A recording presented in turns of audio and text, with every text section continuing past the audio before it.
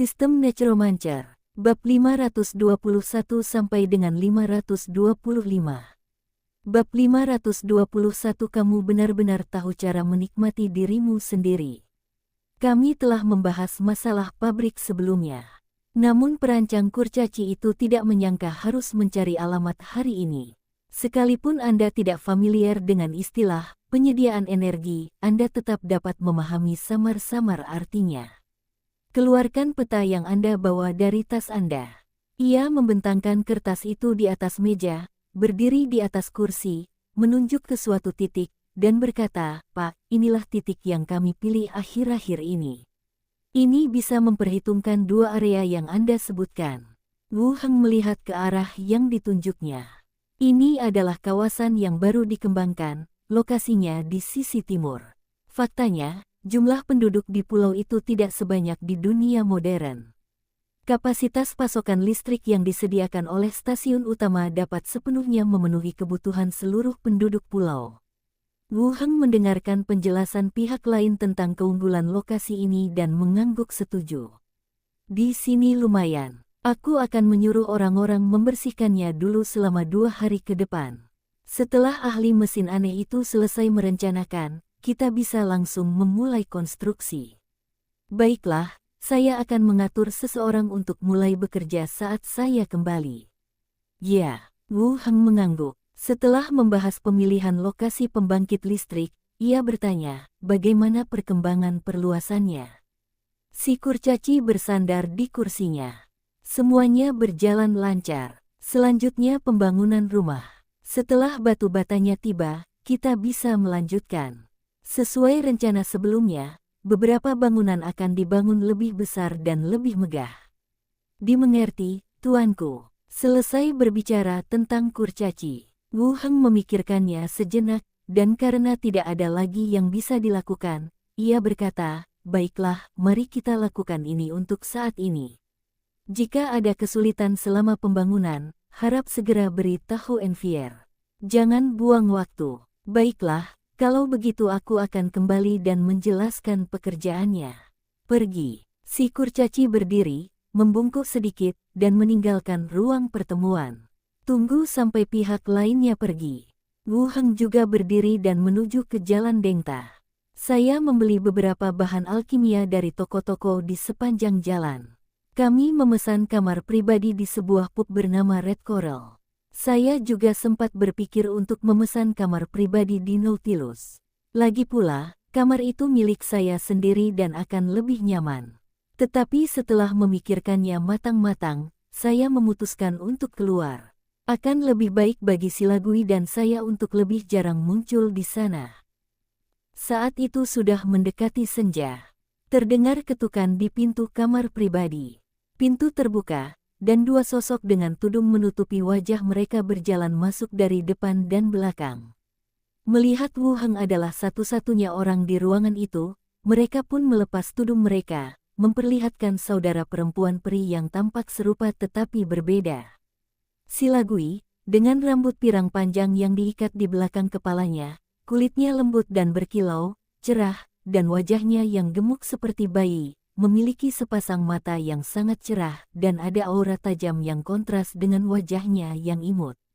Kakak perempuannya, si Yali, memiliki rambut pirang pendek sebahu dan bentuk wajah yang lebih dewasa, tetapi fitur wajahnya sangat mirip. Ia mengenakan anting dan liontin emas, serta tersenyum, memberikan kesan yang lebih lembut. "Apakah ini kedai yang baru dibuka?" tanya Silagui sambil duduk di sisi meja makan. Si Yali duduk di samping mereka, melipat tudung mereka dan menyimpannya. "Baru buka. Kudengar makanannya enak." Wu Heng menuangkan teh dingin musim panas untuk mereka. "Dia pasti punya keterampilan memasak khusus, kalau tidak, dia tidak akan bisa bersaing di pulau ini," kata Silagui. "Saya sudah memesan semua hidangan khasnya. Saya akan mencobanya nanti untuk melihat apakah rasanya kompetitif." Ketika keduanya tengah berbincang, suara bartender terdengar dari luar pintu. Tetapi bartendernya tidak datang. Sebaliknya, para pelayan kerangka yang menjaga pintu membawa makanan langsung masuk. Segala sesuatunya ditaruh di atas meja. "Makan dulu," kata Wu Heng.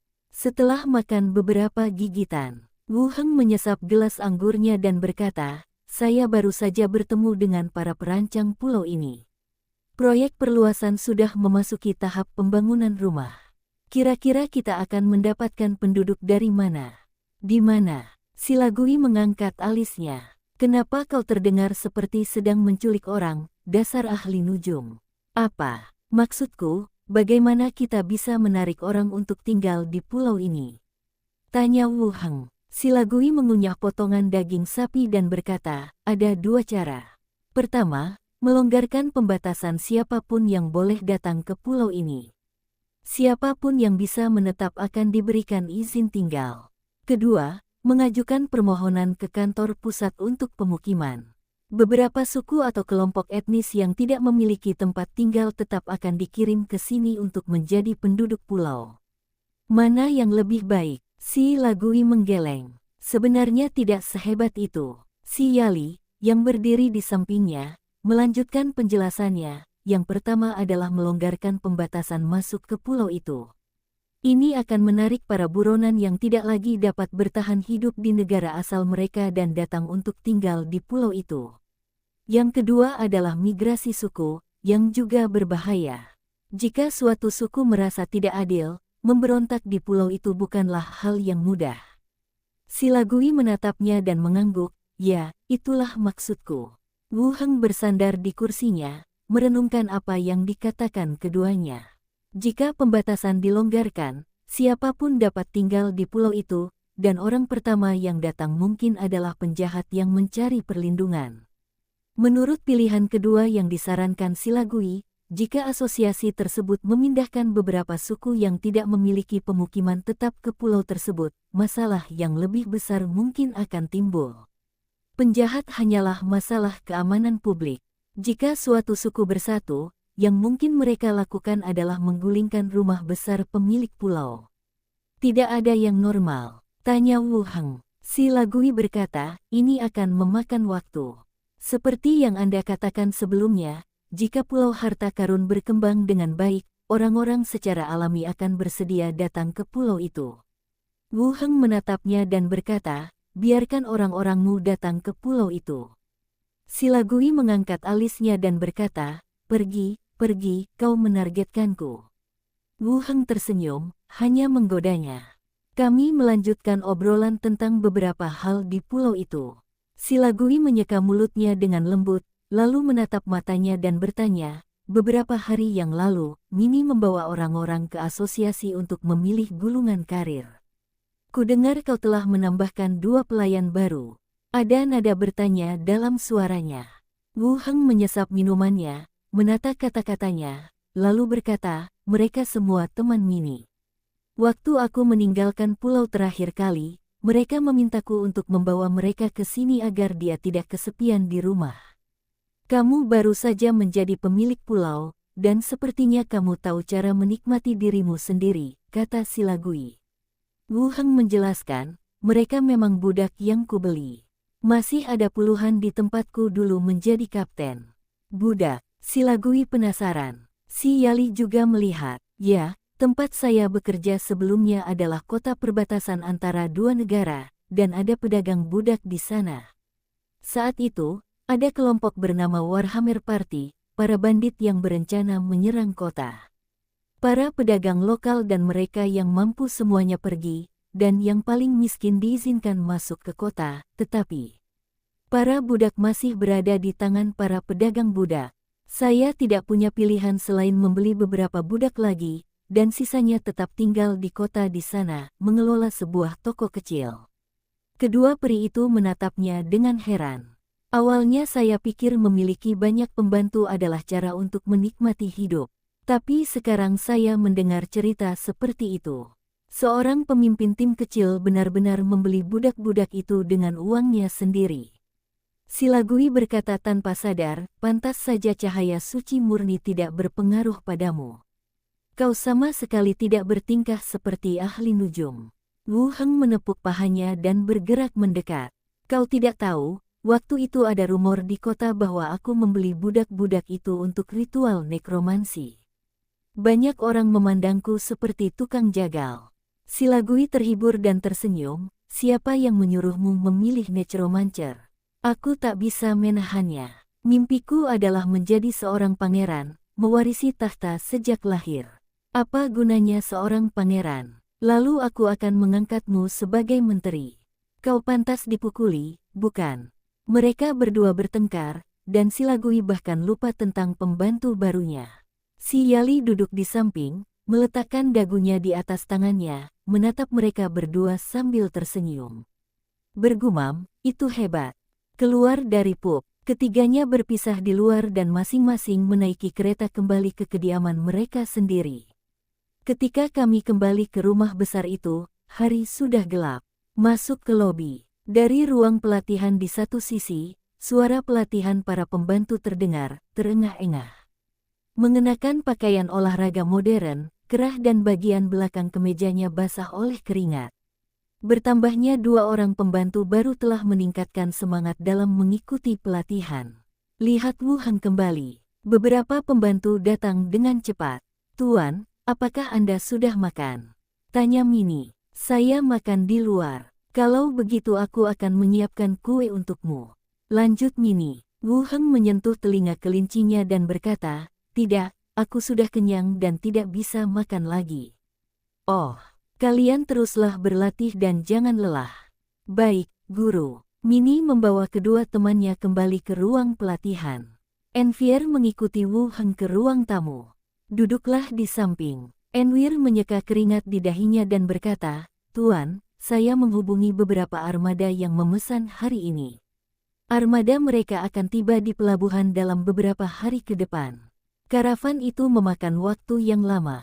Tetapi ini adalah pertama kalinya kedua belah pihak bekerja sama, dan menyiapkan barang serta memadatkan biji tembaga menjadi pelat tembaga juga membutuhkan waktu. Baiklah, lanjutkan. Bubuk mesiunya disimpan di dalam. Jangan sampai ada hal berbahaya terjadi. Wu Heng menyerahkan kantung luar angkasa itu padanya. Sekarang setelah saya memiliki sabuk luar angkasa 100 senjata, saya memiliki item penyimpanan berkapasitas besar tambahan. Saya akan memberikan yang ini ke Enfiel untuk sementara waktu guna menyimpan barang, jadi saya tidak takut kalau tiba-tiba dibutuhkan. Baik, guru. Enfier menerimanya dan mengangguk sambil tersenyum. Kemudian, Enfier pergi ke ruang pelatihan dengan anggur buah dingin. Wu Heng juga naik ke atas dan memasuki ruang kerjanya. Lampu gantung dan AC dinyalakan. Hembusan udara dingin menyebabkan suhu dalam ruangan turun drastis. Aku menuangkan secangkir teh untuk diriku sendiri, duduk di meja, dan mengeluarkan semua hadiah untuk hari ini. Pertama-tama, ada 2 item langka tingkat pertama sebagai hadiah. Meskipun 100 Weapons Space Belt merupakan aksesori dari 100 Weapons Robe, ia memainkan peran yang sangat berbeda. Bahkan dapat dikatakan bahwa itulah alat peraga yang paling dibutuhkan Wu Heng saat ini. Saya masih cukup puas dengan itu. Apakah akan ada aksesoris lainnya di asosiasi? Lain kali, ketika hadiah jasa tingkat pertama tiba, tulis saja surat dan minta aksesori untuk jubah 100 prajurit. Jadi, kamu tidak perlu mengirimkannya. Aneh sekali. Kemudian, matanya tertuju pada benda kedua, cahaya suci murni. Saya pernah memakainya sebelumnya dan tidak menimbulkan efek terbakar spontan, membuktikan bahwa saya bukan salah satu orang berdosa yang disebutkan dalam efek samping tersebut. Namun, asosiasi tersebut memberikan benda ini kepada seorang ahli nujum sebagai hadiah. Itu membuat orang berpikir lebih banyak. Efeknya adalah perlindungan roh pelindung dan pengawal ksatria, tetapi efek sampingnya adalah sifat pendosa. Seolah mengingatkan dirimu sendiri bahwa asosiasi itu dapat melindungimu. Itu juga bisa membunuhmu. Pembakaran spontan berarti jangan mencari kematian sendiri. Semakin Anda memikirkannya, semakin besar kemungkinan hal itu terjadi. Siapa yang menciptakan trik kotor ini dan membuang-buang hadiahku? Untungnya, aku bisa memakainya, jadi tidak sia-sia. Setelah itu, ada hadiah tingkat kedua. Efek dari Magic Carpet of Elf, Soul Whip, dan Iron Golem semuanya sangat jelas, dan tidak ada yang istimewa. Simpan saja. Matanya tertuju pada Yin Jade di tangannya. Hanya dengan memegangnya di tangan Anda dapat merasakan hawa dingin menyebar ke seluruh tubuh Anda. Namun, kekuatan mayat hidup yang terpendam dalam tubuh mulai menjadi aktif, seolah-olah pompa oksigen telah ditambahkan ke akuarium ikan yang sunyi. Tidak begitu kuat, tetapi dapat dirasakan dengan jelas, aktif dan mendidih. Ini sangat cocok untuk seorang ahli nujum. Dengan satu pikiran, dua hantu terbang keluar dari tubuh itu. Satu di sebelah kiri dan satu di sebelah kanan, mengambang di kedua sisi. "Paman, ada apa?" "Kami sedang istirahat," kata Xiao Xiao. Glenda juga ikut melihat. Wu Heng berkata, "Hari ini aku mendapat barang langka yang kupikir akan memberikan efek bergizi padamu. Aku ingin bertanya apakah kau merasakan sesuatu?"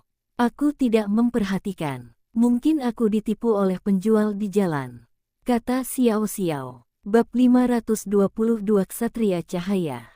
Glenda pun menggelengkan kepalanya dan berkata, "Sebenarnya tidak ada perubahan. Mungkin akan berpengaruh pada tubuhmu. Kalau begitu, kembalilah dan coba," kata Wu Heng. Kedua hantu itu terbang kembali ke tubuh itu. Setelah menunggu beberapa saat, ia terbang kembali. Xiao Xiao berseru, "Wah, Paman, berhasil." Glenda juga berkata, "Kekuatan mayat hidup di dalam dirimu menjadi lebih aktif. Kami juga terpengaruh."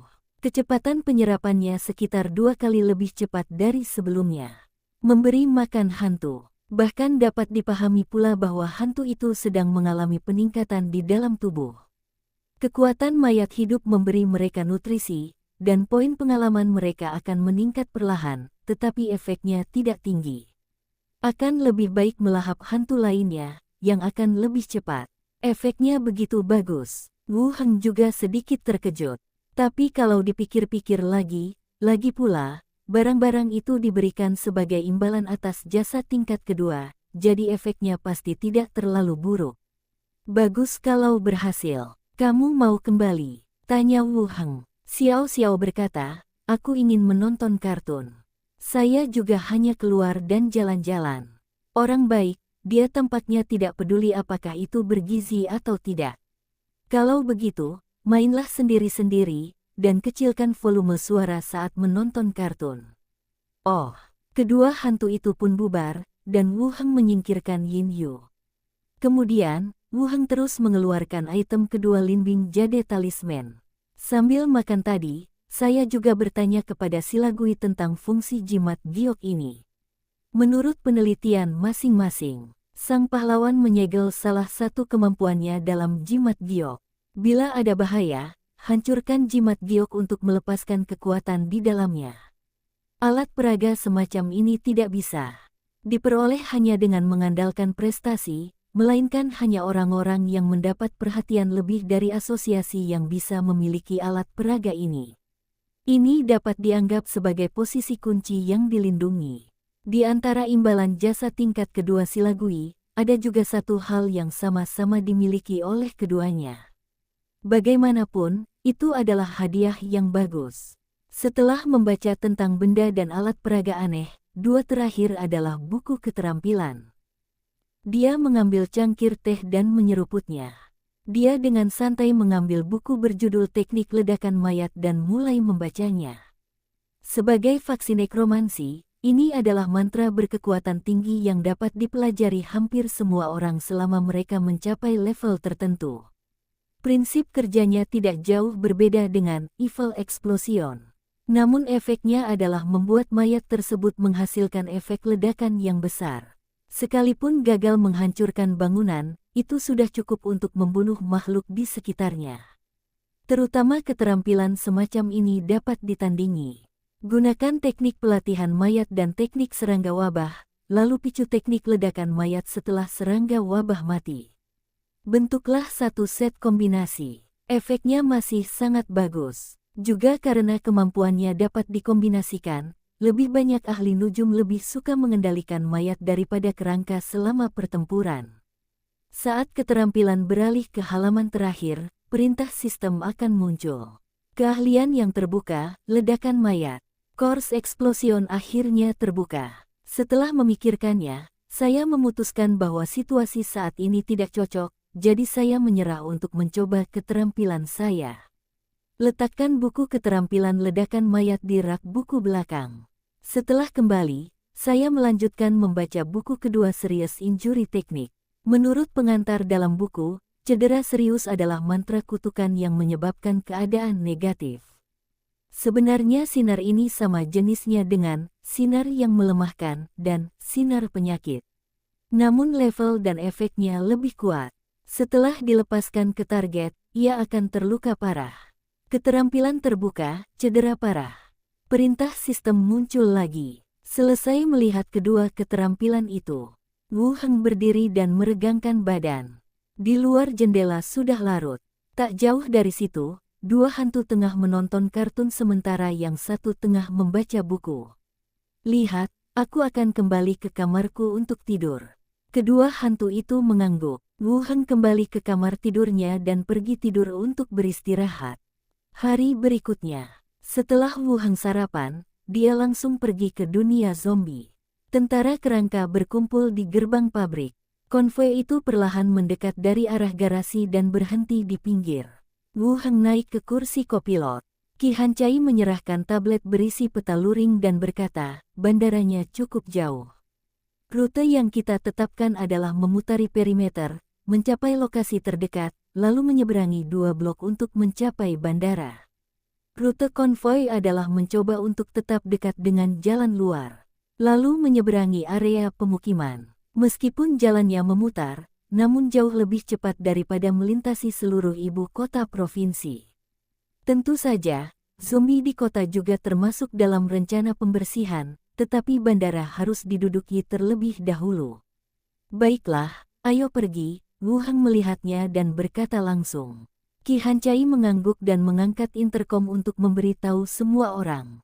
Konvoi itu mulai bergerak dan melaju ke depan, dikelilingi oleh pasukan kerangka.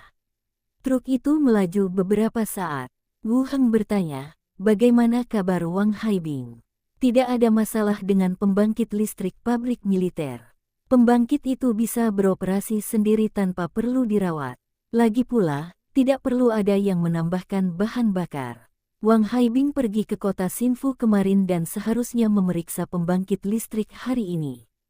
Belum ada kabar yang dilaporkan, kata Qi Hancai sambil mengemudi. Dorong dia ketika saatnya tiba. Sekarang bukan waktunya untuk melambat. Baiklah, aku akan memberitahunya saat aku kembali. Wu Heng membuka botol air mineral dan menyesapnya. Bagaimana cetak birunya di stasiun utama? Qi Hancai berkata, sepertinya mereka masih menggambar. Tidak ada kabar selama 2 hari terakhir. Setelah bandara terisi, saya akan memberitahu mereka dan menanyakan perkembangannya. Ya, oke. Keduanya selesai berbicara tentang pembangkit listrik dan cetak birunya. Qi Hancai menyebutkan beberapa berita dari kota Xinfu lagi. Salah satunya adalah Wang Ke menikah dengan anggota pangkalan. Tidak ada dokumen. Li Yahong dan beberapa orang tua di pangkalan itulah yang menjadi saksi. Wang Ke adalah perawat yang diselamatkan oleh Wu Heng dan Li Yahong di rumah sakit distrik. Ia bersembunyi di lemari es dan ditemukan oleh Xiao Xiao. Terlebih lagi, yang paling mengesankan Wu Heng adalah nenek Wang Ke, yang memuja banyak dewa pelindung. Saya tidak tahu apakah itu berhasil. Tetapi sungguh luar biasa ia masih bisa bertahan hidup di lingkungan seperti itu di usianya yang sudah setua itu. Keren banget, tapi sayang banget aku nggak sempat minum di pesta pernikahan. Kudengar dari saudari Yahong, saat dia menikah, selain memberi hormat kepada neneknya, dia juga beberapa kali bersujud kepadamu. Qi Hancai meliriknya sambil tersenyum. Bagaimana kamu melakukannya? Bukankah itu agak sial? Suster Yahong duduk di sana menggantikanmu, tapi dia mewakilimu. Wu Heng berpikir sejenak, kau membuatku takut. Kupikir dia sedang membenturkan kepalanya ke foto. Mulai sekarang, biarkan semua orang menjalani kehidupan yang baik. Tidak perlu melakukan ini. Oh, ngomong-ngomong, Suster Yahong juga akan datang malam ini. Kalau kita selesai lebih awal, kita masih bisa menemuinya, kata Ki Hancai sambil melihat sekeliling beberapa kali lagi. Baiklah, cobalah untuk mempercepat. Sampai siang, konvoi itu keluar dari jalan dan memasuki kawasan pemukiman. Mengaum, mengaum, mengaum gelombang. Suara gemuruh yang memekakkan telinga bergema di seluruh area, dan segerombolan mayat berkumpul dari segala arah menuju ke pusat. Sebuah aliran air deras terbentuk dan mengalir deras di sepanjang jalan. Naga kerangka itu meraung. Peluru besi padat jatuh bagai hujan deras, langsung mengenai gerombolan mayat itu. Asap tebal mengepul, dan kerumunan mayat di jalan tiba-tiba menghilang. Namun kemudian, para zombie di belakang berkumpul lagi dan terus membentuk formasi serta menyerbu ke depan. Naga kerangka terbang lagi, dan peluru besi berjatuhan. Mayat-mayat berjatuhan seperti gandum yang dipotong. Ada zombie cacat, semuanya level 2, dan sepertinya ada 8. Kakek terbang kembali setelah pengintaian. Wu Heng mengeluarkan pedang jahat itu dan menyerahkannya padanya. Aku akan memberikannya padamu. Baiklah. Glenda terbang keluar sambil membawa pedang jahat itu. Pedang panjang itu terhunus di tengah pertempuran, dan sinar pedang menyambar. Para zombie di sepanjang jalan tumbang satu demi satu. Pengeboman skeleton dragon berlanjut. Setelah 4 atau 5 gelombang, kecepatan berkumpulnya zombie di jalan mulai melambat. Ada ribuan zombie yang terhuyung-huyung dan terus mendekati sisi ini.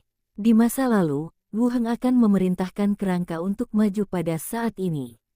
Biarkan para prajurit tombak maju terus dan membunuh yang tersisa.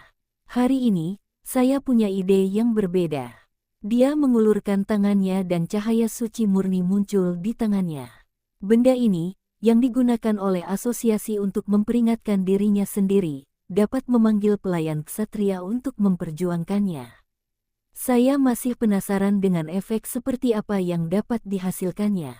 Terlebih lagi, saat menggambarkan pengawal ksatria, asisten si Yali juga menyebutkan bahwa level mereka akan meningkat saat mereka mengalahkan roh mayat hidup.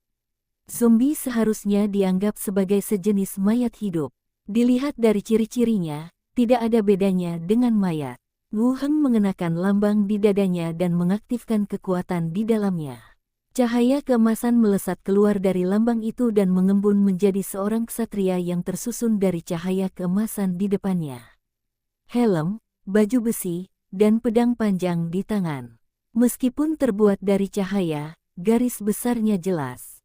Bentuknya seperti patung dengan bohlam lampu beberapa ratus watt di dalamnya. Sang ksatria menoleh ke sekelilingnya, dan detik berikutnya, dia tiba-tiba mengangkat pedangnya dan menebas pelayan kerangka di depannya. Wu Heng, yang masih mengamati, terkejut dan segera berteriak, "Ksatria cahaya, berhenti menyerang." Lightsaber itu tiba-tiba berhenti kurang dari 2 cm di atas helm tengkorak. Namun dia tidak menariknya kembali, benda itu hanya tetap di udara. Wah, dia sangat kejam. Kalau saja aku sedikit lebih lambat, pedang itu akan jatuh. Wu Heng menunjuk para zombie yang menyerbu ke arahnya dan berkata, target kalian adalah makhluk-makhluk mati itu. Bunuh mereka demi tahta suci. Wus gelombang. Sang ksatria cahaya berubah menjadi aliran cahaya, langsung menembus barisan yang padat, dan kembali mengembun menjadi wujud seorang ksatria dari depan kerangka tersebut. Sambil memegang lightsaber emas, ia segera menyerbu ke arah zombie yang mendekat. Pedang panjang yang terbuat dari cahaya di tangannya menusuk ke depan dan langsung menembus dada seorang zombie. Para zombie masih meraung. Detik berikutnya, api tiba-tiba membubung dan langsung menyelimuti para zombie. Lightsaber itu ditarik keluar, dan zombie itu berubah menjadi mayat hangus dan perlahan jatuh ke tanah. Kemudian, sang ksatria cahaya menyerbu ke arah gerombolan zombie itu sambil mengayunkan senjatanya berkali-kali. Meski luka akibat pedang itu tidak fatal, begitu terkena dan menembus daging, api keemasan akan menyelimuti zombie. Langsung berubah menjadi mayat hangus. Di medan perang, petugas pemadam kebakaran muncul satu demi satu. Lalu dia segera jatuh ke tanah. Wu Heng diangkat tinggi oleh 2 kerangka, menyaksikan pertempuran antara ksatria cahaya. Wah, ini adalah penangkal alami terhadap mayat hidup. Di kejauhan, jumlah zombie semakin meningkat. Mengepung Light Knight di tengah, dengan serangan itu, tubuh emas itu secara bertahap menjadi lebih kurus. Wu Heng mengaktifkan lambang itu lagi. Sang ksatria cahaya berubah menjadi aliran cahaya dan kembali ke lambang. Dia hampir dipukuli dan dikalahkan oleh zombie. Lalu dia memberi perintah, maju terus. Tabrakan gelombang. Pasukan kerangka mulai maju dan menghadapi zombie yang tersisa. Tengkorak masih efektif. Bab 523 makan mereka dengan keras. Pasukan kerangka mulai melanjutkan pembersihan zombie yang tersisa.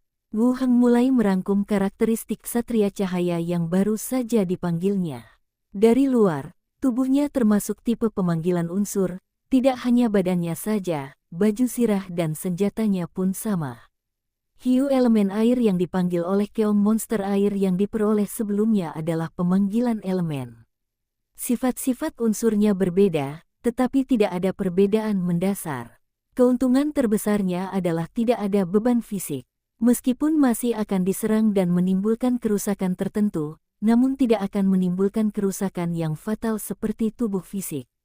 Terlebih lagi, level makhluk yang dipanggil tidaklah rendah.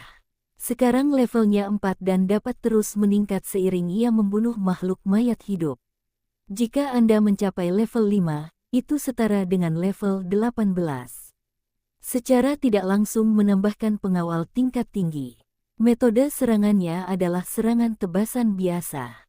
Ciri utamanya adalah setelah setiap serangan, target akan terbakar. Saya belum mengujinya untuk melihat apakah menyerang makhluk biasa memiliki efek ini.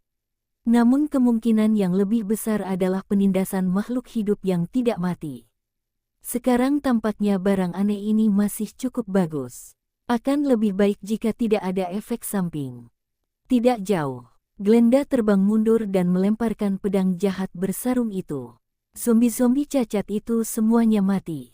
Beberapa zombie ada di gedung sebelah sana. Biarkan kerangka itu mencari. Baiklah, dengan bantuanmu, kecepatannya meningkat. Wu Heng menyingkirkan pedang jahatnya dan memuji dengan santai. Glenda melayang ke samping dan bertanya, benda bercahaya apa tadi? Sepertinya agak berbahaya. Wu Heng menjelaskan, bukankah asosiasi sudah membagikan hadiah kemarin? Salah satu hadiahnya adalah lambang tahta suci, yang dapat memanggil para ksatria atribut cahaya untuk membantu dalam pertempuran. Mendengar tentang gereja itu, Glenda sedikit terkejut. Kamu kan ahli nujum, kenapa kamu mau hadiah sebesar itu? Sungguh malang. Kata-katanya terdengar aneh, tetapi saya mengerti artinya. Meskipun Wu Heng tidak ada hubungannya dengan gereja, arah pengembangan kariernya berlawanan dengan gereja. Masalah dapat dengan mudah timbul jika Anda terlalu banyak kontak. Aku tidak bisa berbuat apa-apa. Hadiahnya ditentukan oleh asosiasi. Wu Heng terdiam sejenak, lalu melanjutkan, gunakan saja untuk saat ini. Ksatria yang dipanggil ini memiliki kemampuan tempur yang cukup bagus. Aku tidak akan membutuhkannya lagi nanti, tapi ini bagus untuk Weyer, Mini, dan yang lainnya agar mereka bisa melindungi mereka. Baiklah, kau tidak boleh tersesat. Aku dan Xiao Xiao mengandalkanmu. Jangan khawatir, aku tidak akan meninggalkanmu atau menyerah padamu. Satu orang, satu jiwa, mengobrol sebentar. Pertarungan di medan perang pun berakhir. Para kerangka itu secara otomatis bubar dan mulai membersihkan medan perang. Wu Heng memerintahkan beberapa kerangka untuk pergi ke gedung di Granda untuk membunuh zombie dan mencari mayat. Saya minggir dan menunggu sebentar. Tidak lama, mayat para zombie yang cacat dan para zombie yang berevolusi dikumpulkan dan ditumpuk menjadi satu. Wu Heng memulai transformasi, lalu mengumpulkan semua inti mayat dan menaruhnya ke dalam cincin luar angkasa.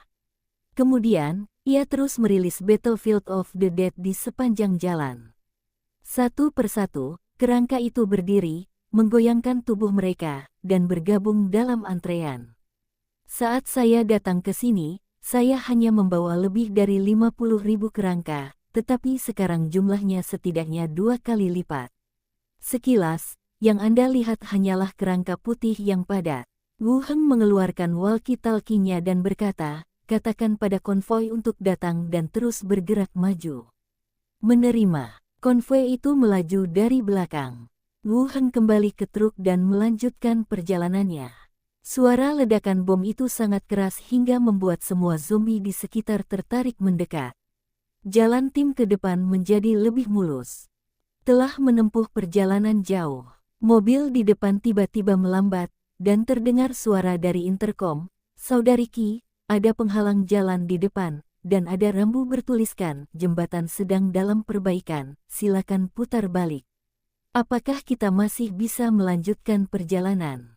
Saat mereka berbicara, konvoi mulai melambat dan perlahan berhenti. Qi Hancai mengerutkan kening, mengangkat interkom, dan bertanya, bagaimana pemeriksaannya? Bisakah tim kita masuk? Saya tidak bisa melihat dari mobil, dan saya tidak yakin bisa masuk. Jawabannya datang dari walkie-talkie. Lalu, seseorang di mobil pertama membuka pintu dan keluar. Dia datang sambil membawa selembar brosur yang kusut dan menyerahkannya lewat jendela. "Saudari Qi," tertulis di sini. Qi Hancai mengambilnya, melihatnya, lalu menyerahkannya pada Wu Heng. "Jembatan di depan sedang dalam perbaikan darurat, silakan putar balik. Jembatan di depan telah rusak. Mulai sekarang hingga tanggal 8 Juni jembatan sedang dalam perbaikan darurat. Mohon dialihkan. Kami mohon maaf atas ketidaknyamanan yang ditimbulkan." Manajer konstruksinya adalah Liang Zheng. "Aku akan mengatur seseorang untuk memeriksanya terlebih dahulu," kata Qi Hancai sambil berbalik. "Tunggu sebentar," kata Wu Heng. "Tunggu Xiao Xiao, yang bertanggung jawab atas pengintaian ketinggian di langit, untuk menyampaikan berita." Wu Hancai melanjutkan, "Tidak apa-apa, ayo kita lanjutkan. Terlalu jauh untuk mengambil jalan memutar." Qi Hancai mengangguk, mengangkat interkom dan berkata, "Singkirkan rambu yang menghalangi jalan di depan dan terus maju." Menerima. Penghalang jalan di depan telah dibersihkan.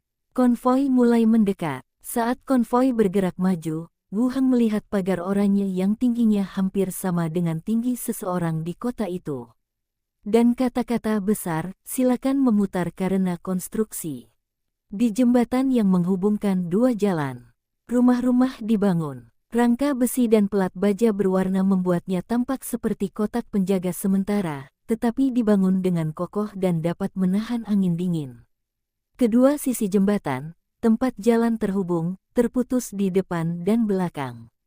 Hanya rumah-rumah di tengah yang ditopang oleh pilar jembatan besar. Di lokasi pemotongan, jembatan gantung dibangun, seperti pada zaman dahulu, untuk mencegah zombie berkeliaran ke dalam gedung. Ini membentuk tempat perlindungan yang unik. Suara dengung mobil. Seorang pria mengendarai sepeda motor mendekat dengan cepat dan melambaikan tangan kepada orang-orang yang menjaga sisi seberang. Jembatan angkat diturunkan perlahan. Tunggu pengendara sepeda motor dan langsung naik. Jembatan angkat dinaikkan lagi. Dia melempar mobilnya ke samping, berjalan cepat ke dalam gedung, dan naik ke lantai 2. Berdiri di luar ruangan, dia mengetuk pintu dan berteriak, "Saudara Liang, saya kembali setelah mendapatkan beberapa informasi." "Tunggu." Sebuah suara datang dari dalam.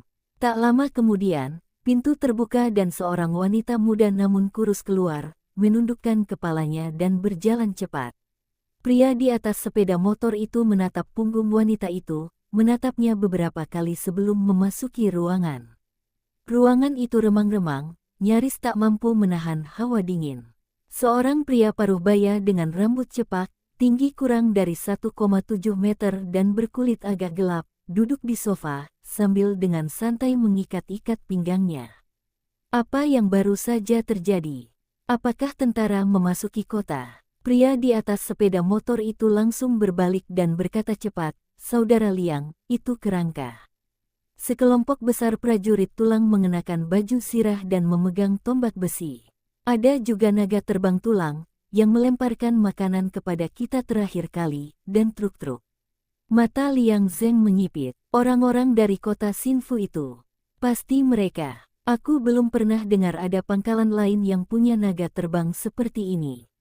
Pasti mereka. Liang Zeng pun langsung gugup, apa yang mereka lakukan di sini? Tidak, mau kemana mereka? Apa mereka akan ke sini? Adiknya berkata, entahlah. Aku sudah menduga itu mereka, jadi aku segera kembali. Aku tidak tahu apakah mereka akan datang ke sini. Ketuk-ketuk-ketuk gelombang. Saat keduanya berbicara, terdengar suara langkah kaki di luar pintu. Kemudian, orang lain masuk dengan cepat, berkata dengan cemas, Saudara Liang, ini gawat. Terlalu banyak kerangka yang mendekat ke sini. Liang Zeng tiba-tiba berdiri, matanya penuh kecurigaan dan ketakutan. Datang ke arahku. Seharusnya tidak begitu. Aku tidak punya kesamaan apapun dengan mereka. Mengapa Anda datang langsung ke sini? Ingin menyeberangi jembatan? Ya, apakah kita perlu menyeberangi jembatan? Saudara Liang, apa yang harus kita lakukan?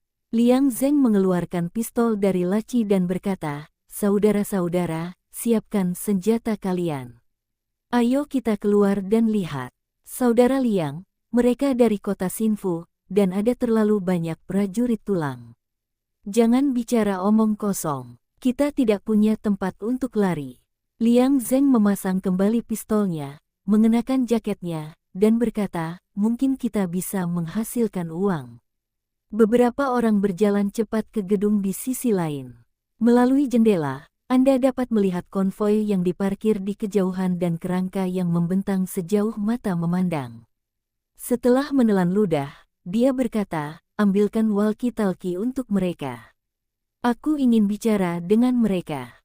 Setelah berpikir sejenak, lanjutnya, pergi dan suruh saudara-saudara menyiapkan bahan peledak yang kita dapatkan terakhir kali, untuk berjaga-jaga. Itu bukan jarak yang jauh. Konvoi itu melambat lagi. Suara mobil terdepan terdengar melalui interkom, melaporkan, Saudari Qi, kami bisa melihat jembatannya sekarang. Sepertinya ada rumah yang dibangun di atasnya, menghalangi jembatan. Qi Hancai mengerutkan kening dan menatap Wu Heng, ada yang selamat di jembatan. Wu Heng mengangguk dan berkata, suruh konvoi berhenti dan tunggu sebentar. Qi Hancai mengambil walkie-talkie dan berkata, perlambat konvoi dan berhenti. Konvoi itu perlahan berhenti, dan pasukan kerangka juga berdiri dan menunggu. Naga kerangka itu mendarat di tanah sambil menggelengkan kepala dan ekornya. Konvoi itu baru saja berhenti ketika sebuah suara terdengar lagi dari interkom, Saudari Qi, ada seseorang datang dari seberang, dan mereka mengirim interkom. Qi Hancai berkata, bawakan padaku. Seorang pria berjalan cepat ke belakang dan menyerahkan walkie-talkie tua yang dibungkus pita kuning. Baterai walkie-talkie hampir habis dan lampu indikator terus berkedip. Lalu terdengar suara gemerisik. Hei, ini tempat penampungan di kota Xinfu. Qi Hancai menekan tombol. Ya, kami ingin lewat sini, tolong bantu kami. Pihak lain terdiam sejenak, lalu berkata, oh, ini sulit. Kita sudah membangun struktur di jembatan itu. Kalau kita ingin kau menyeberang, kita harus merobohkannya. Ini musim dingin, lihat ini. Tidak mudah untuk mengatasinya. Qi Hancai berkata, kami sudah membersihkan area di luar. Kamu bisa mencari bangunan untuk menghabiskan musim dingin di sana. Lebih aman daripada rumah sementara ini. Tapi kami sudah terbiasa tinggal di sini dan belum berpikir untuk pindah. Qi Hancai ingin berbicara, tetapi Wu Heng berkata langsung, tanyakan padanya apa yang dia inginkan. Apakah Anda punya permintaan? Tempat perlindungan ini memang besar. Mereka berbicara dan bertindak seperti biasa. Beri kami 100 kantong makanan dan 1 truk militer kalian. Kami akan segera menurunkan jembatan gantung dan membawa kalian ke sana, kata pihak lainnya.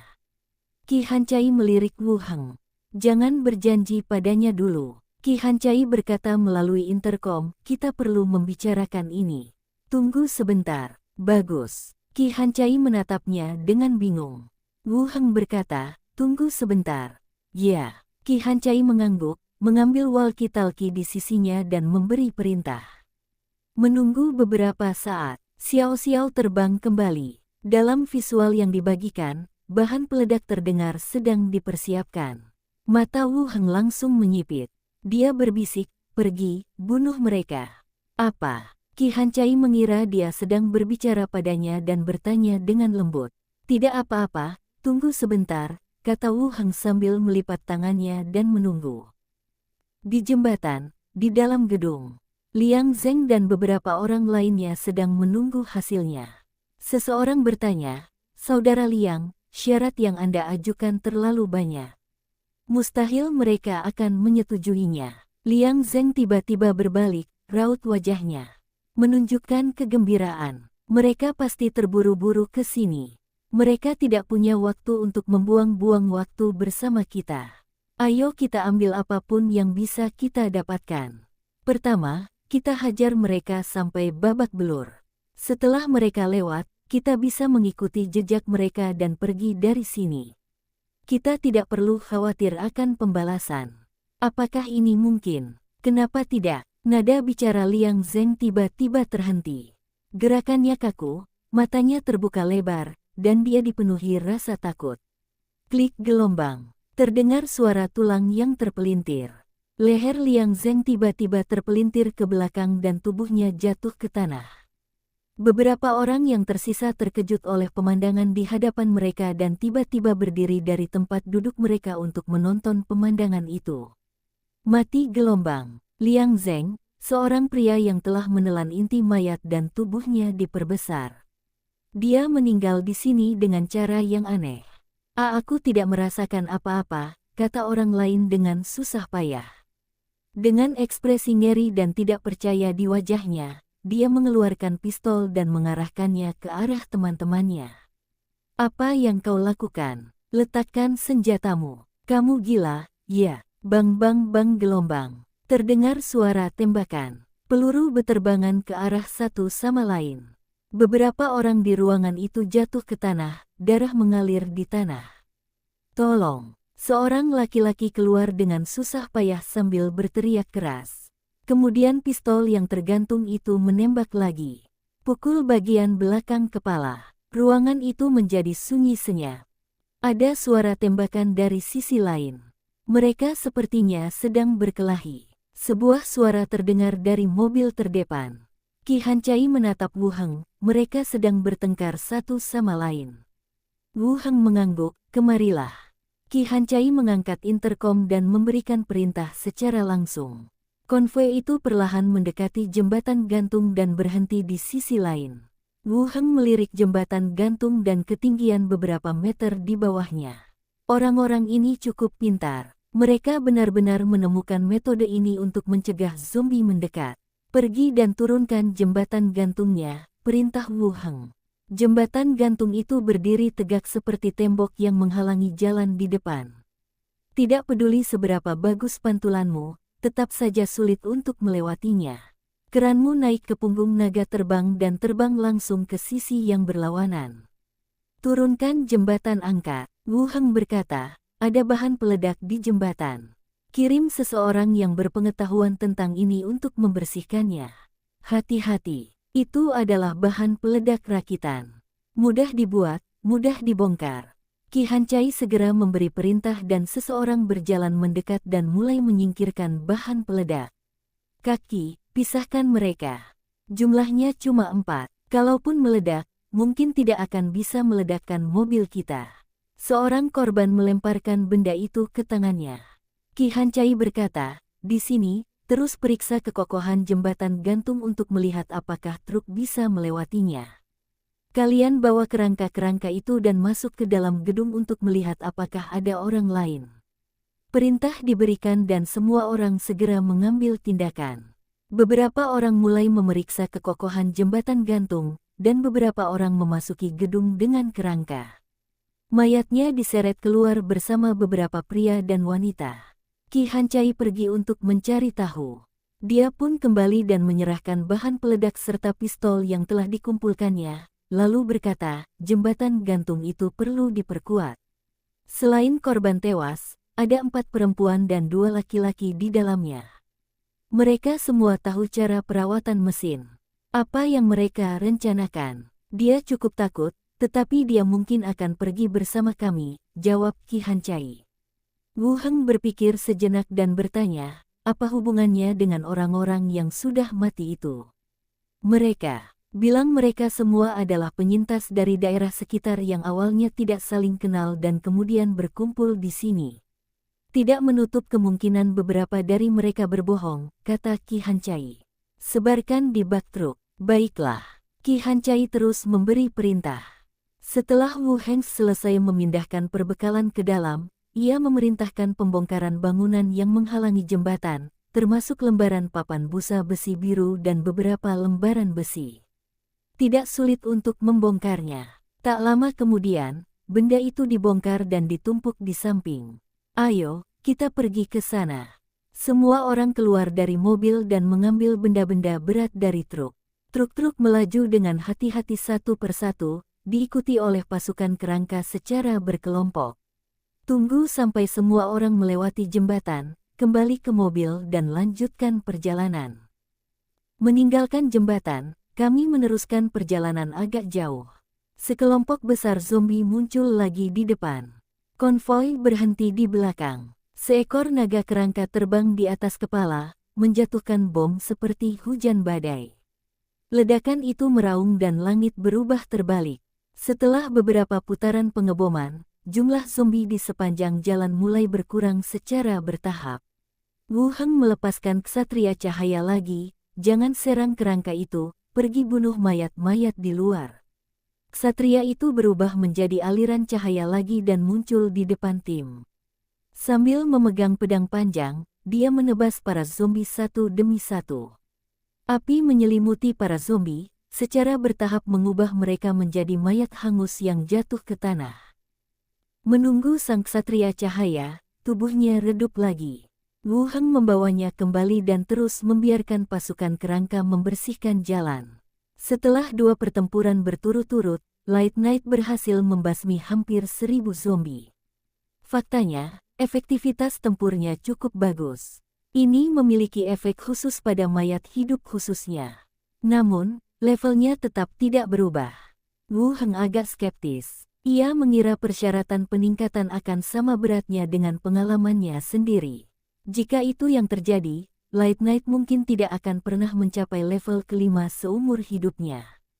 Pertempuran telah usai dan pembersihan medan perang dimulai. Pada saat ini, langit sudah gelap. Wu Heng merilis Battlefield of the Dead untuk mengubah mayat-mayat, dan lampu depan konvoi menerangi seluruh jalan. Qi Hancai datang bersama iring-iringan mobil dan berkata, bandaranya tinggal sedikit lagi. Apa kita harus menunggu sampai besok? Manusia selalu berpikir bahwa malam itu tidak aman. Mengingat karakteristik penglihatan manusia, Heitian memang berada pada posisi yang kurang menguntungkan. Wu Heng berpikir sejenak dan berkata, ayo kita ke sana dan melihat apa yang terjadi. Qi Hancai mengangguk, meliriknya dengan saksama, lalu melanjutkan bertanya, di mana Suster Yahong? Radio baru saja memberitahu bahwa beliau telah tiba di pabrik militer. Kita pasti tidak akan bisa kembali malam ini. Kalau tidak, biarkan dia tinggal 1 hari lagi dan kita bisa kembali bersama besok. Baiklah. Aku akan memberitahunya nanti. Jangan bicarakan intelijen kami di radio, sampaikan saja beritanya. Jernih. Setelah makan sebentar dan istirahat, konvoi itu berangkat lagi dan melaju agak jauh di tengah malam. Di bawah sinar bulan, samar-samar tampak garis besar bandara. Konvoi itu mematikan lampunya dan terjun ke dalam kegelapan total. Wu Heng melepaskan 2 hantu pada saat yang sama dan mulai menyelidiki situasi. Tidak lama kemudian, hantu itu kembali masuk ke dalam tubuh dan bagikan gambarnya. Bagian dalam bandara berantakan, dengan bekas cakaran dan noda darah di setiap sudut. Kelompok besar zombie berkeliaran di sekitar rumah tanpa tujuan. Dan di kompartemen di lantai 2, seekor zombie aneh muncul di depan mata. Kulit pada tubuhnya berwarna hitam dan berkeratin, dan punggungnya berupa cangkang keras yang lonjong dan menonjol, yang melaluinya Anda dapat melihat samar-samar sesuatu seperti sayap yang tumbuh. Berdiri di sana dalam keadaan linglung. seperti kumbang badak dalam bentuk manusia. Raja mayat level 4, bab 524 ini sangat jelek. Gambar yang dibagikan itu membuat Wu Heng mengerutkan kening. Aku benar-benar bertemu Raja Mayat lagi. CCTV hanya mengumumkan keberadaan Raja Mayat, dan tidak ada informasi spesifik yang dilaporkan dari tempat lain. Saya bertemu dua di antaranya secara berurutan. Saya tidak tahu keberuntungan macam apa ini. Aku memperhatikan lagi wujud sang Raja Mayat. Kulitnya dilapisi keratin berwarna hitam dan pada punggungnya terdapat cangkang serangga berbentuk oval, persis seperti pot berwarna hitam. Di bawah cangkang serangga, Anda juga dapat melihat struktur yang mirip dengan lengan capung. Bisa terbang, meskipun saya tidak dapat melihat dengan jelas. Namun evolusi sayap seharusnya berarti ia bisa terbang. Selain Raja Zombie, Anda juga dapat melihat beberapa jenis zombie cacat lainnya. Namun pada dasarnya hal itu tidak menimbulkan ancaman bagi Wu Heng. Selesaikan melihat layar yang dibagikan. Wu Heng menoleh ke samping dan berkata, suruh semua orang mengganti magasin Skeleton Dragon dan menduduki bandara malam ini. Qi Hancai tertegun, tetapi segera mengangguk dan setuju, baiklah, saya akan mengaturnya sekarang. Sambil berkata demikian, dia membuka pintu mobil, memanggil yang lain lewat interkom, lalu berjalan ke belakang. Bandara ada di depan, dan saya sudah menduga bahwa Wu Heng kemungkinan besar akan mengambil tindakan malam ini. Bagaimanapun, itu berbahaya di alam liar. Akan lebih baik untuk bertarung secara langsung dan membuat semua orang masuk ke mode bertarung. Ini akan lebih aman. Setelah Qi Hancai pergi, dua hantu juga muncul dari samping. Xiao Xiao berkata, Paman, apakah kamu akan mampir malam ini? Baiklah, ayo masuk. Wu Heng berpikir sejenak, Xiao Xiao akan bertugas mengawasi Raja Mayat, dan Glenda akan tinggal bersamaku dan bertanggung jawab mengawasi situasi di sekitarnya. Oke, Xiao Xiao mengangguk dan langsung terbang keluar. Glenda juga terbang di atas kepala, bertanggung jawab untuk memantau situasi di sekitarnya. Wu Heng turun dari mobil. Kelompok besar kerangka mulai bergerak. Mereka membentuk barisan tombak yang rapat, mengepung seluruh jalan dengan rapat. Menunggu beberapa saat, suara Qi Hancai terdengar dari interkom, naga kerangka sudah siap. Baiklah, aku mengerti, jawab Wu Heng, lalu melanjutkan perkataannya kepada kerangka, Raja Zombie, di sampingnya, aturlah satu kerangka untuk keluar dan memancing para zombie itu ke sini. Tabrakan gelombang. Seekor kerangka keluar dari tim dan berjalan cepat menuju bandara di kejauhan. Tunggu sampai Anda cukup dekat. Dia mengulurkan tinjunya dan meninju bilik iklan di pinggir jalan 2 kali. Suara lempengan besi yang mengenai tanah seketika menyebar di langit malam. Para zombie yang berkeliaran di dataran luar bandara semuanya menoleh dan melihat ke arah lokasi asal suara itu. Lalu, gerombolan mayat mulai mendidih. Raungan dan jeritan menyatu menjadi satu. Kerangka itu berbalik dan berlari. Para zombie di luar bandara meraung dan menyerbu, dan para zombie di dalam bandara juga menerobos pintu dan jendela dan berkumpul dengan cepat. Meraung dan berlari liar dalam kegelapan. Wu Heng menggunakan kehadiran ilahi dan menggunakan indera spiritualnya untuk mengendalikan kerangka di sampingnya agar melihat ke depan. Meskipun persepsinya lebih baik daripada orang biasa, penglihatannya dengan mata telanjang masih terpengaruh oleh kegelapan. Namun, melalui perspektif kerangka, ia dapat dengan jelas melihat gerombolan zombie yang berdatangan. Perbedaan jaraknya tidak terlalu besar, sehingga membatalkan efek kehadiran ilahi. Wu Heng memerintahkan kerangka di sampingnya, naga kerangka, mulailah mengebom. Wus-wus gelombang. Seekor naga terbang kerangka terbang di atas kepala. Kemudian sering terjadi ledakan, asap tebal mengepul dari kendaraan di jalan, lalu ledakan dan kebakaran. Para zombie yang berdatangan tumbang dalam jumlah besar. Gelombang kedua zombie terus mengisi posisi yang kosong. Ada zombie yang menyerbu ke arah kita dari gang-gang di kedua sisi, tapi jumlahnya tidak banyak. Geranda terbang turun dan mengingatkan. Wu Heng mengangguk dan menatap kerangka Raja Mayat di sampingnya. kirimkan prajurit untuk melawan zombie-zombie itu. Kerangka-kerangka mulai bergerak. 2 tim kerangka bertahan di pintu masuk gang dengan tombak. Hentikan gelombang kecil zombie yang merencanakan serangan diam-diam. Segera setelah itu, naga kerangka terbang di atas kepala lagi dan melancarkan pemboman lain. Setelah pengeboman putaran kedua, zombie di seluruh jalan hampir dibasmi. Zombie yang tersisa terhuyung dan berjalan perlahan menuju sisi ini. Wu Heng baru saja hendak memberi perintah untuk maju. Sebuah suara kecil yang agak panik terdengar, "Paman, Raja Mayat itu terbang ke sini, hati-hati." Tiba-tiba mendongak, lalu sesosok terlihat mengepakkan sayapnya, mendekati langit di atas tim kerangka.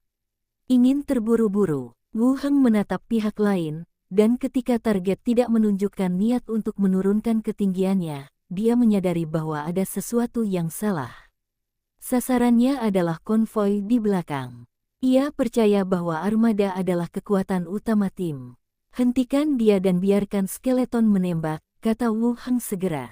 Kali ini tidak ada kereta senapan mesin, tetapi tetap saja ada beberapa kerangka yang menenteng senjata. Saat perintah dikeluarkan, suara tembakan hebat terdengar dari tengah dan belakang. Peluru melesat ke angkasa dengan rapat dan langsung mengenai tubuh target, Raja Mayat. Peluru-peluru itu tertancap di daging, tetapi tidak menembus tubuhnya. Namun kekuatan yang dahsyat itu tetap membuatnya merintih kesakitan. Ubah arah beberapa kali, namun dia masih dipenuhi peluru dan terpaksa berbalik dan mendarat di atap sebuah mobil tua di luar. Dia meringis dan mengguncangkan tubuhnya, lalu peluru yang tertancap di dagingnya jatuh dengan suara berderak. Kerangka itu menembakkan pistol. Ada sesuatu di langit yang sedang mengenainya. Suara Ki Hancai terdengar saat itu, dan nadanya sedikit gugup. Wu Heng menekan interkom dan berkata, "Bersembunyi di mobil dulu, jangan keluar." Bagus. Setelah menutup interkom, Wu Heng cepat-cepat melirik medan perang. Raja Mayat yang jatuh di atap mobil merangkak maju mundur dengan keempat kakinya seperti seekor binatang. Mata dengan celah tanduk hitam itu menatap kelompok besar kerangka itu dengan penuh kebencian dan kewaspadaan. Ketika sejumlah besar kerangka mulai bergegas ke arahnya, Raja Mayat meraung dengan memilukan ke arah kerangka itu. Dengan tendangan kakinya, ia melompat langsung ke langit, mengepakkan sayapnya, dan terbang menuju kejauhan. Wu Heng mengerutkan kening. Dia mengulurkan tangan dan mengambil karpet terbang itu, melemparkannya ke Kaxiu, dan berkata, "Pergi, tangkap dan bunuh dia." Kaxiu membuka karpet terbang, mengangkatnya ke udara, dan mengejar ke arah pelarian pihak lainnya. Wu Heng dengan cepat melemparkan teknik cahaya menari ke langit, dan bola cahaya terbang keluar, menerangi seluruh langit malam. Kemudian, dia cepat-cepat mengeluarkan senapan runduk dan mengarahkannya ke sosok yang sedang terbang itu. Bang gelombang. Terdengar suara tembakan, dan pelurunya langsung mengenai punggung bawah Raja Mayat. Bang-bang gelombang. 2 tembakan lagi mengenai sasaran. Darah berceceran dan tubuh yang terbang itu bergoyang di udara. Dan Kaxiu, yang menunggangi karpet terbang, dengan cepat menutup jarak di antara mereka.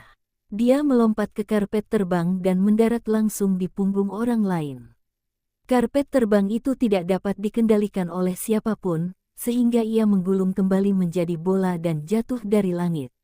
Raja Mayat merasa ada seseorang yang berdiri di punggungnya dan langsung mulai meronta, mencoba menjatuhkan orang itu. Dan Kaxiu memegang erat sayap lawannya, dan dengan tangannya yang lain yang memakai buku-buku jari kuningan, dia mengumpulkan kekuatan dan menekuk tinjunya. Detik berikutnya, sebuah pukulan mendarat. Bang gelombang. Terdengar suara seperti tabuhan drum. Tubuh Raja Mayat itu bergetar dan darah kotor muncrat keluar dari mulutnya. Kemudian pukulan demi pukulan menghantam bagian belakang kepala dan punggung Raja Mayat bagai hujan badai. Daya tembus petinju besar dapat mengabaikan pertahanan tubuh. Peluru hitam pekat itu tidak dapat menghentikan serangan Kasu. Saat pukulan demi pukulan mendarat, sejumlah besar darah kotor menyembur keluar dari retakan cangkang Raja Mayat dan dari mulut dan hidungnya, mengalir ke bawah. Raja Mayat meraung keras. Saat tubuhnya jatuh ke bawah, ia terus berjuang dan melawan, mencoba menjatuhkan musuh dari punggungnya dan membunuhnya. Namun tetap saja tidak ada pengaruhnya. Keduanya jatuh bersamaan dengan cepat. Ledakan gelombang. Raja Mayat jatuh ke tanah, dan kasu air terjun ringan perlahan mendarat di tanah. Tubuh Raja Mayat itu berlumuran darah, sayap di punggungnya patah, dan anggota tubuhnya bengkok dan cacat karena jatuh dari ketinggian. Sambil meraung marah, ia merangkak pergi. Kaksiu berjalan perlahan. Dia menekan punggung Raja Mayat dengan satu lutut dan memegang kepalanya dengan kedua tangan. Klik gelombang. Terdengar suara keras, dan leher Raja Mayat itu terpelintir 90 derajat ke belakang kepalanya. Mengaum gelombang. Raja Mayat menoleh ke belakang dan terus mengaum keras, mencoba menggigit. Kaksiu meninju bagian belakang leher Bo. Hancurkan sepenuhnya. Medan perang utama. Setelah beberapa zombie terakhir disingkirkan, seluruh jalan tiba-tiba menjadi jauh lebih sepi. Pertempuran untuk merebut bandara ternyata jauh lebih sederhana dari yang diharapkan. Setidaknya, jumlah zombie di bandara jauh lebih sedikit dibandingkan dengan jumlah zombie di stasiun kereta dan stasiun bus yang telah diberantas sebelumnya. Raja Mayat tingkat keempat hanyalah salah satu kecelakaan. Itu tidak menimbulkan bahaya. Setelah 2 kontak, Wu Heng secara bertahap menjadi akrab dengan Raja Mayat. Atribut mereka yang tinggi telah memungkinkan mereka mengembangkan banyak kemampuan khusus, tetapi peningkatan kecerdasan mereka juga memungkinkan mereka merasakan ketakutan dan bahaya. Aku bertemu Raja Mayat 2 kali, dan pada akhirnya aku memilih melarikan diri 2 kali itu. Karena senapan runduk masih bisa membunuh mereka, melarikan diri hanya akan memudahkan Wu Heng untuk membidik.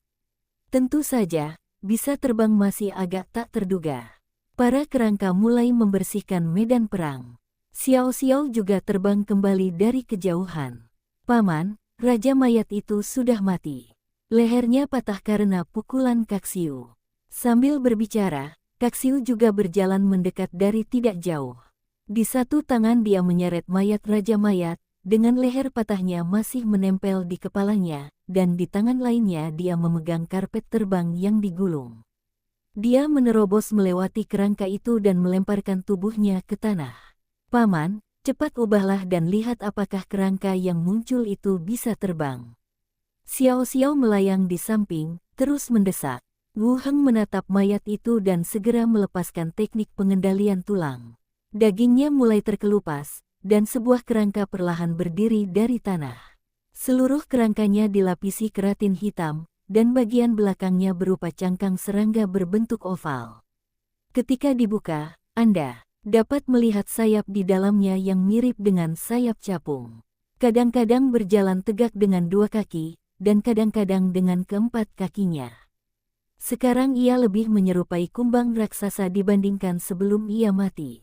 Gelombang. Jelek banget. Xiao Xiao mundur. Bab 525 siapa itu?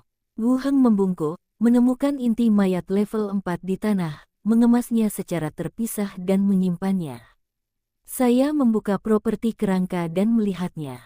Setan terbang kerangka. Tingkat 18. Atribut konstitusi 47, kekuatan 38, kelincahan 42, kecerdasan 25. Persepsi 36, karisma 5. Fitur, kerangka berongga, jiwa tingkat lanjut, terbang. Kemampuan, domain sarang, zirah keratin. Keahlian, distorsi biologis, distorsi fisik. Terbang, unit ini memiliki kemampuan bawaan untuk terbang. Domain sarang, iblis kerangka di domain tersebut dapat memberikan perintah kepada pelayan, bawahan, di sekitarnya. Horticoid armor, keratin tebal terbentuk di permukaan, yang dapat memberikan tingkat pertahanan dan ketahanan benturan tertentu. Nama kerangka itu adalah Flying Demon. Itu juga melambangkan kemampuannya untuk terbang. Dari segi atribut, tidak banyak perubahan dibandingkan dengan Raja Mayat pertama yang dibunuh sebelumnya. Jika kita ingin membedakan perbedaan berdasarkan atributnya, Raja Mayat pertama memiliki kemampuan generasi yang sangat kuat.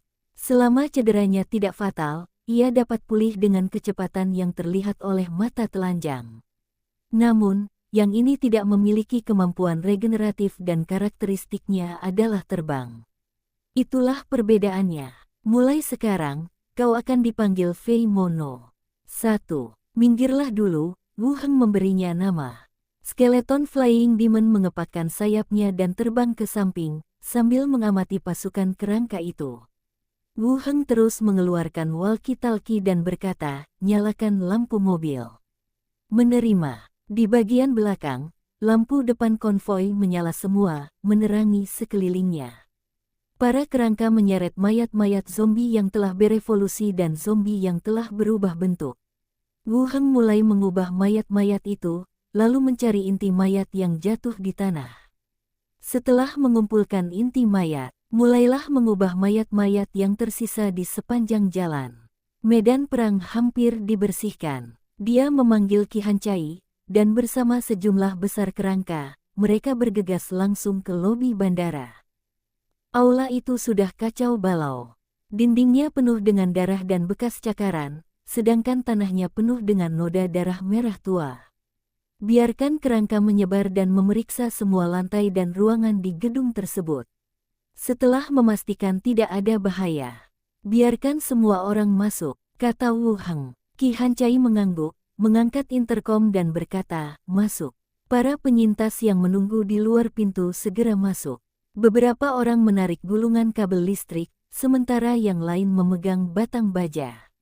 Setelah masuk, mereka semua menyebar dengan sangat terampil. Mulai membuat beberapa renovasi di dalam gedung.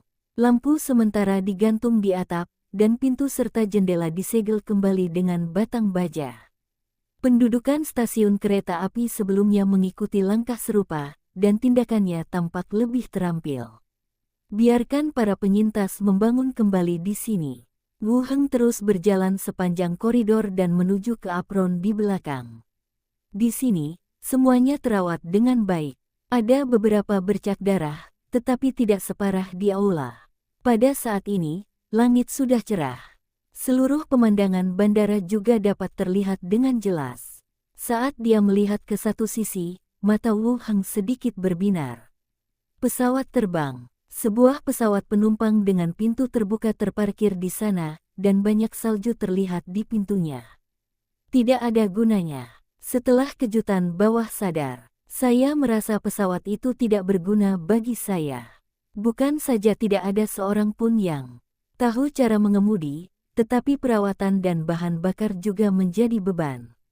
Dan rangka atau karpet terbang Anda sendiri dapat memenuhi fungsi pesawat terbang seperti halnya pesawat tanpa konsumsi bahan bakar, dan tidak perlu mempertimbangkan masalah lainnya.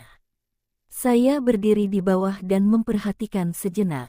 Di belakangnya, Qi Hancai datang dan berkata, tidak masalah, tugas telah diserahkan. Wu Heng berkata, baiklah, atur beberapa orang yang selamat untuk tinggal di sini. Aku juga akan mengatur beberapa kerangka untuk tinggal. Kita kemudian akan membangun tempat ini sebagai titik pertukaran. Mereka yang mampu menggunakan transportasi udara bisa datang ke sini untuk bertukar makanan. Kalau begitu, tinggalkan 4 orang di sini dulu. Lain kali aku akan membawa lebih banyak orang, kata Qi Hancai. Kalau begitu, hubungi stasiun utama. Kita sudah mengambil alih bandara, jadi yang tersisa hanyalah cetak biru mereka. Baiklah, aku akan menghubungimu saat aku kembali. Wu Heng berpikir sejenak dan berkata sambil berjalan, katakan pada mereka kalau mereka punya emas, perak, cetak biru, dan senjata, mereka bisa menjualnya kepada kita untuk ditukar dengan makanan. Ceritakan juga tentang Raja Mayat level 4. Keistimewaannya adalah kemampuannya terbang. Dimengerti. Qi Hancai mengeluarkan tablet dan menuliskannya di memo itu. Kembali ke lobi. Wu Heng memerintahkan para kerangka untuk memindahkan semua lumpur dan puing di aula keluar dan membuangnya. Cobalah untuk membuat tempat ini lebih layak untuk kelangsungan hidup manusia. Kami tinggal di sini sampai tengah hari. Kami mengatur personel yang tersisa dan sejumlah besar kerangka untuk bekerja sama dalam pertahanan. Wu Heng dan Qi Hancai mulai kembali dengan kendaraan dan kerangka yang tersisa. Kembali ke pabrik senjata. Saat itu sudah mendekati senja. Ketika Wu Heng keluar dari mobil, dia melihat beberapa anggota lama Li Yahong berdiri di pintu gedung asrama. Ketika melihat Wu Heng turun, wajahnya langsung berseri-seri. Ia menghampiri dan bertanya, apakah semuanya berjalan lancar kali ini? Semuanya berjalan lancar. Kami sudah menempatinya. Qi Hancai memarkir truknya di garasi, berjalan mendekat, menatap Li Yahong, dan berkata, bagaimana bisa ada di sini? Li Yahong melirik ke samping dan berkata, saya bilang dia bias. Di sini ada listrik, dan Anda bisa menggunakan peralatan listrik apapun yang Anda mau. Qi Hancai tersenyum dan menjawab, pembangkit listrik di sana akan diperbaiki dalam beberapa hari, jangan khawatir. Saya tidak terburu-buru. Qi Hancai mengangguk dan berkata, kalian ngobrol dulu. Aku harus pergi ke stasiun radio. Li Yahong berkata, jangan lupakan hal-hal penting. Mata Qi Hancai melirik, aku tahu. Wu Heng mengobrol dengan beberapa anggota lama lainnya lalu berjalan mendekat. Apa urusannya? Wu Heng bertanya pada Li Yahong. Jangan urusi urusanmu sendiri dengan perempuan, kata Li Yahong, lalu merendahkan suaranya dan berkata, aku akan menunggumu selama 2 hari. Apakah kamu ada waktu malam ini? Tidak apa-apa, aku akan menemanimu malam ini. Ayo, kita makan dulu. Mereka berdua berjalan menuju kafetaria bersama. Ruang radio. Qi Hancai mengangkat interkom, berdeham, dan berkata, ini pangkalan kota Xinfu, menghubungi stasiun utama. Suara seorang wanita datang dari stasiun radio. Ini saluran komunikasi stasiun utama. Pangkalan kota Xinfu, silakan. Kami telah menduduki bandara dan dapat melakukan transaksi selanjutnya kapan saja, kata Qi Hancai langsung. Setelah kata-kata ini diucapkan, stasiun radio menjadi sunyi. Setelah 2 atau 3 detik, sebuah kalimat datang, silakan tunggu.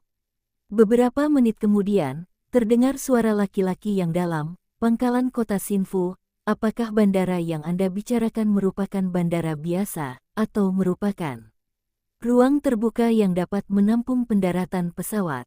Qi Hancai tertegun sejenak, lalu bereaksi. Sebab, mereka menduga telah menemukan lahan terbuka yang bisa dijadikan bandara. Ia menjawab dengan yakin, kami telah menduduki sepenuhnya bandara sipil provinsi dan membangun pangkalan pertahanan. Anda bisa datang kapan saja. Apa kamu yakin? Kami tidak bercanda tentang hal semacam ini, itu sudah pasti. Pihak lain terdiam sejenak lagi. Lalu dia menjawab, gambar-gambar yang saya janjikan juga sedang diselesaikan. Saya akan menghubungi Anda untuk mengonfirmasi waktunya ketika gambar-gambar itu tiba. Qi Hancai melanjutkan, pemimpin kami juga menyebutkan hal ini, mengatakan bahwa jika ada emas, perak, atau gambar bermanfaat lainnya, kami akan menukarnya dengan makanan. Baiklah, kami akan membuat beberapa statistik dan memberitahu Anda sebelumnya. Oke, Qi Hancai setuju, lalu berkata, selama serangan ini, kami bertemu dengan zombie level 4 di bandara. Sekarang izinkan saya melaporkan karakteristik dan metode serangan mereka. Kali ini suara wanita itu kembali, silakan. Zombie itu tingginya sekitar 1,7 meter, bertubuh sedang, berkulit hitam berkeratin, dan bersayap seperti serangga di punggungnya, yang memungkinkannya terbang. Namun, ia tidak bisa terbang dalam waktu lama dan perlu beristirahat di titik pendaratan. Qi Hancai berkata dalam satu tarikan napas. Catatan terperinci juga dilakukan di sisi lain. Kami telah menyelesaikan rekaman di sini. Terima kasih kepada pangkalan kota Xinfu atas eksplorasi dan ringkasannya. Terima kasih kembali. Setelah menutup telepon, Qi Hancai duduk di samping, meletakkan kakinya di tepi meja, dan terus mendengarkan hal lain di radio. Diamlah selama sekitar 5 menit.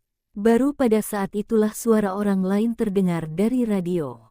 Apakah kota Xinfu begitu agresif? Aku ingat insiden transportasi udara. Baru beberapa hari, dan mereka sudah menguasai bandara. Mereka sudah mendistribusikan makanan dari mana-mana sebelumnya. Saya menduga pemimpin mereka adalah makhluk yang terlahir kembali, dan dia mulai membuat persiapan sebelum wabah. Meskipun saya tidak percaya pernyataan ini, tampaknya ini adalah penjelasan yang lebih masuk akal. Kota Sinfu luar biasa. Bisakah kamu membantu kami? Markas kami bersedia menjadi adikmu. Apakah dia butuh adik laki-laki? Setelah mendengarkan sejenak, Ki Hancai menarik kembali kakinya yang bertumpu di atas meja. Memeriksa waktu, gadis yang bertanggung jawab atas stasiun radio itu berkata, "Kaki, ada film malam ini. Bolehkah aku menyimpan tempat duduk di barisan depan untukmu?" Ki Hancai tersenyum dan berkata, "Tidak, Li Yahong dan aku ada urusan, kalian lihat saja." "Oh, baiklah." Di sisi lain, saya makan malam di kafetaria. Wu Heng dan orang lainnya kembali ke kamar asrama mereka. Li Yahong keluar dari kamar mandi, berbalut handuk mandi putih. Sambil menyeka rambutnya, dia duduk menyamping di pangkuannya, suaranya sedikit mengeluh, "Kukira kau telah melupakanku." "Bagaimana mungkin? Aku terlalu sibuk." "Baiklah, aku percaya padamu." Li Yahong tersenyum dan melanjutkan, "Kalau begitu, dengarkan aku malam ini." "Baiklah, silakan saja, tapi jangan terlalu mesum." "Kau mesum." Li Yahong mengeluarkan penutup mata untuk tidur dari ranselnya. "Pakai saja. Jangan dilepas dalam keadaan apapun." "Mengerti. Haruskah aku memakainya?" "Kita sudah sangat akrab, jadi tidak perlu." tanya Wu Heng sambil memegangnya. Li Yahong mengangkat alisnya dan berkata, "Dengarkan aku." "Baiklah." Wu Heng menutup matanya seperti yang diminta, dan pandangannya menjadi gelap gulita. Pada saat yang sama, ketika penglihatan berkurang, indera lainnya menjadi lebih sensitif. Anda dapat mendengar lokasi orang lain, detak jantungnya, dan napasnya yang sedikit bersemangat. "Kemarilah dan duduklah di sini. Kita sudah sepakat untuk tidak melepasnya." Li Yahong membantunya duduk di tepi tempat tidur, lalu berbisik di telinganya. "Tahu, tepat ketika Wu Heng berpikir bahwa pihak lain akan memulai, Li Yahong tidak mengambil langkah berikutnya. Terdengar suara pintu terbuka pelan-pelan, lalu terdengar suara yang sudah tak asing lagi, setipis dengungan nyamuk, "Sudahlah, diam saja. Dia pasti takut. Bagaimana jika dia marah?" Wu Heng kaget. Ki Hancai, meski suaranya halus, namun dapat didengar dengan jelas. "Ki Hancai." Dia benar-benar masuk saat dia dan Li Yahong hampir tidak mengenakan apa-apa. "Aku sudah setuju. Kenapa kamu masih ragu?" kata Li Yahong dengan suara rendah. Mereka berdua berjingkat menuju tempat tidur. Lalu, tangannya yang lembut dan dingin diletakkan di pahanya. Wu Heng mengerutkan kening. "WHO, Li Yahong, atau Ki Hancai?"